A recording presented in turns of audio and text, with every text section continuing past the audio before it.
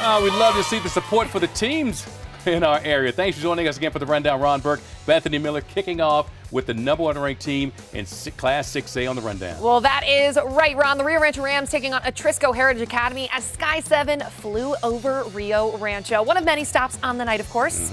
Over now to the highlights. The Rams running out, they would keep running. Rio Rancho gets the touch. Dominic Pretty. The 13 yards to Davis Maria.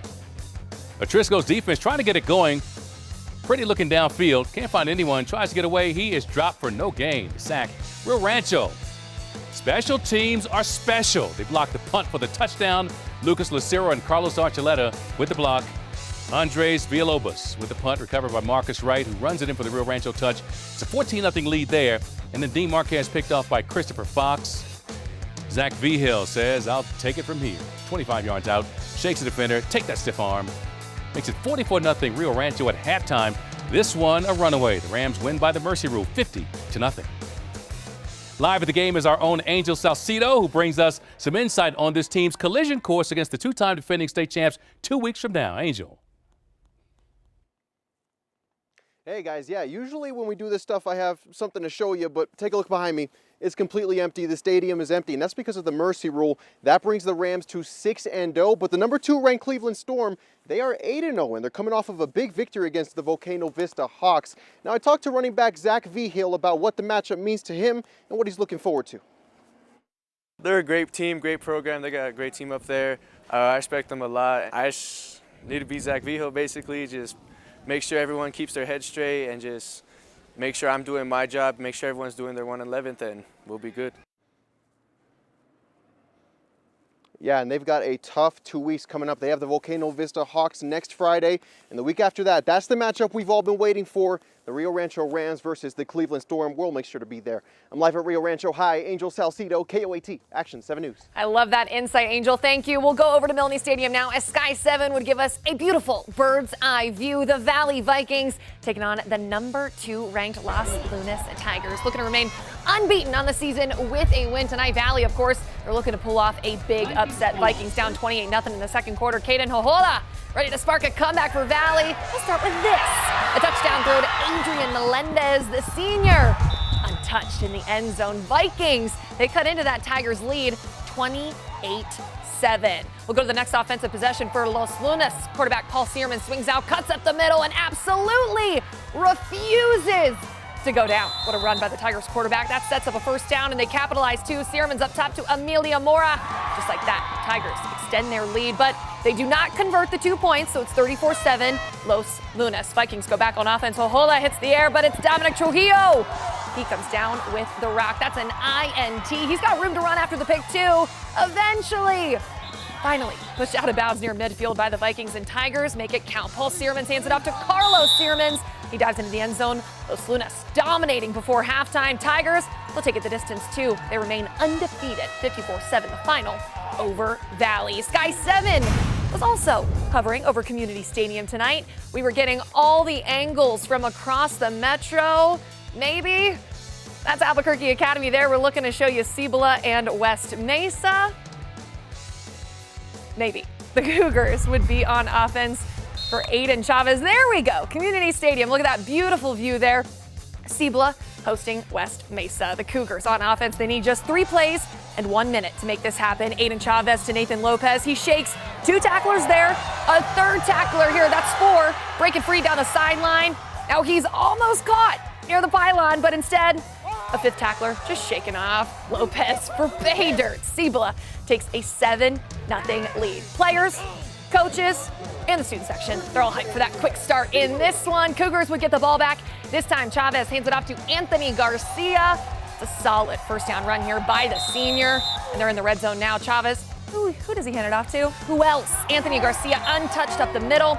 Cougars with their 2nd touchdown in the first quarter. Cibola, they win this one over West Mesa, 48-7. Duke City, the Albuquerque Academy Chargers. Here they are, looking to get their 5th straight win against the Grants Pirates. Let's go to the second quarter. A.J. Rivera about to make himself known here.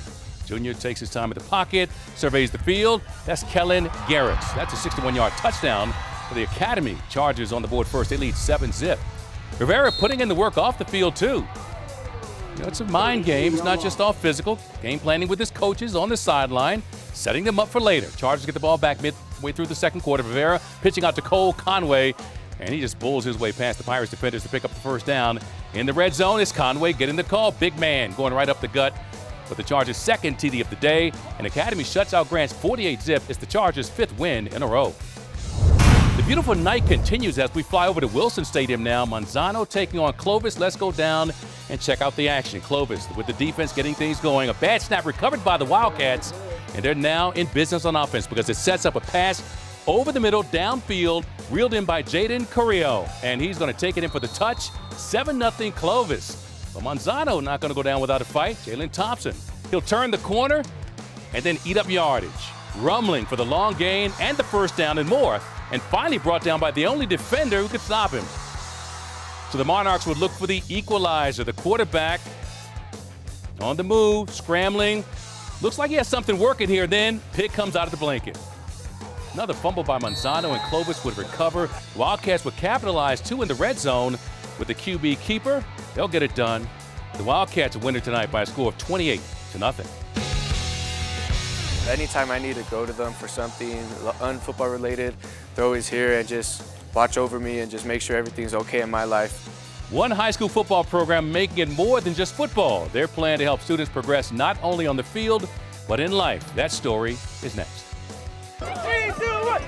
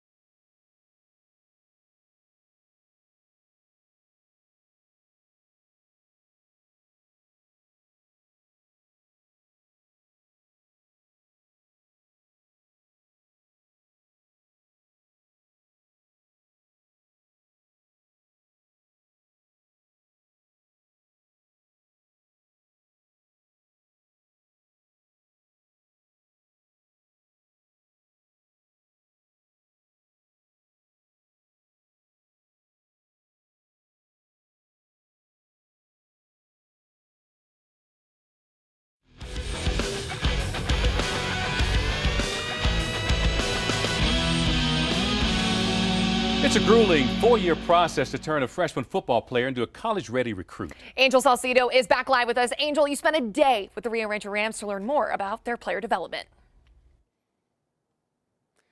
Yeah, guys, what I've learned is that there are a ton of different nuances when you're developing a football program. Now, the Rio Rancho Rams, they have 100 players on their program, and each one of them has their own different development process physically and mentally.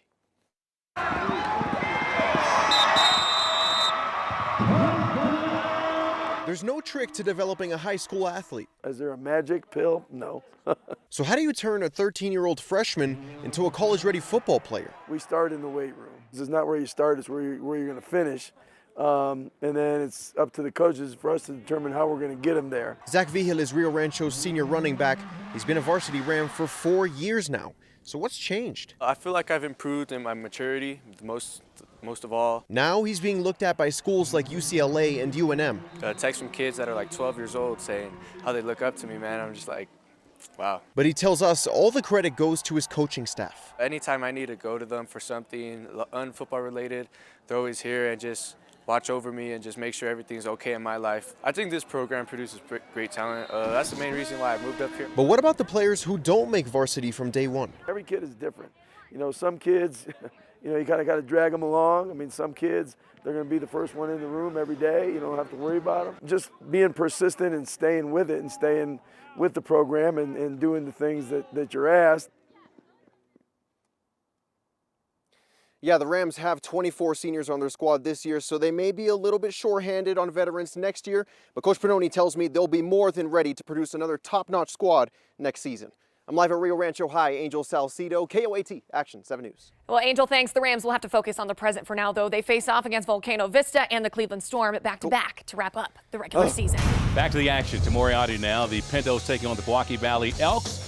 Moriarty already up 21-0 in the first, so we pick it up there. Matthew Romero finding the end zone. This is his second touchdown of the game. It makes it 28-0 Pintos. The Elks do get on the board next, though. Adam Pacheco to Anthony Malloy Chavez. The catch, and he's going to run away from everybody. 28-6 is now the score.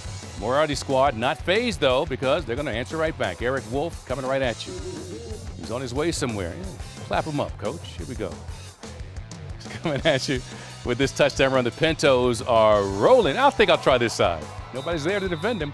Just before halftime, it's that man again, Wolf. He scores another TD to make it 47-6 at halftime, and the Pintos win big. The final is 53-6 over the Elks. Go to Roswell. Artesia looking to keep their winning ways going.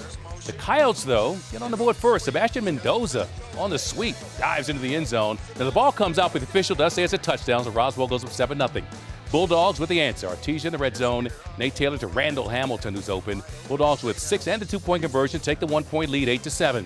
Fast forward now to the fourth quarter. Artesia's up 7. Roswell not going to go quietly into that good night. Richard Areola to Josh Estrada. Touchdown for the Coyotes. They trail 29-28 in a tight one. Roswell goes for 2, and it is good. Areola with the QB keeper, and the Coyotes take the lead by 1 point with 40 ticks left, and that's the final. Coyotes pick off the Bulldogs to end the game 30-29. Terrific game there. Roswell with the win.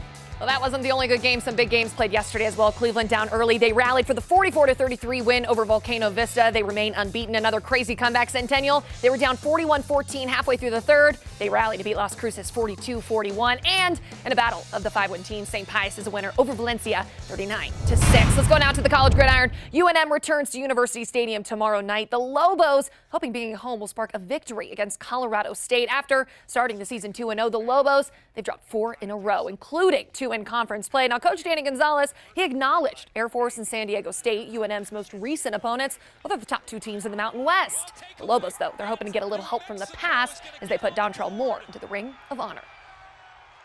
We get another opportunity to compete and get better. We get to do it in front of our fans, and we get to celebrate one of the greatest Lobos that ever played here. So it's going to be a fun night. Of course, Moore played for the Lobos from 02 to 05. He holds 16 school records. Kickoff tomorrow at University Stadium, set for 5 p.m. All right, Bethany, go from the field to the rink. The Ice Wolves getting their home opener underway tonight. And you know, Bethany, they start them young at the Outpost Arena.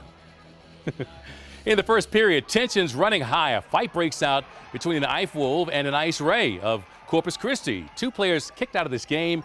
It stays scoreless well into the third period. That's when Nikolai Duluk gets New Mexico on the board. Nice passing by the Ice Wolves. Duluk gets him a 1-0 lead. The Ice Rays would take a 2-1 lead. Then Alex Gomez ties it at 2 with the equalizer. They go to overtime, where Jeffrey Hutchinson has the game winner, and the Ice Wolves get the victory in the home opener.